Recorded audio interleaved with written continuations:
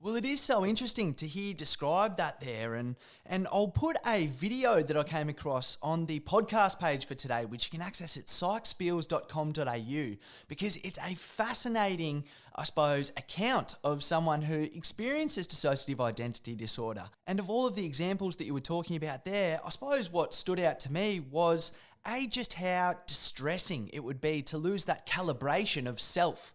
In terms of, you may feel, I'm acting in all these situations, but which one is the real me? I think that's something that everyone, experiences on some level in a very mild way. But at the same time, if that was so pronounced, to actually feel like different people. And one of the things that comes across with this video is, I believe it was filmed in 1993, so it was before the shift from multiple personality disorder to dissociative identity disorder. So it really talks about this multiple personality idea.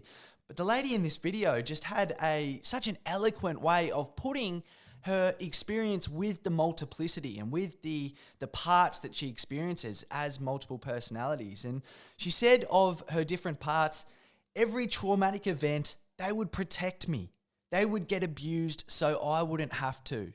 And to me, that really alludes to the trance state in many ways that we're talking about, in terms of the feeling of detachment that people would induce from their experiences that they were going through, which were so negative in that stage. And one of the things that struck me from this video is one of the experiences, I guess you'd say, that this girl had with her multiple personalities as she experienced it back then, was that each of her parts gave each other Christmas presents.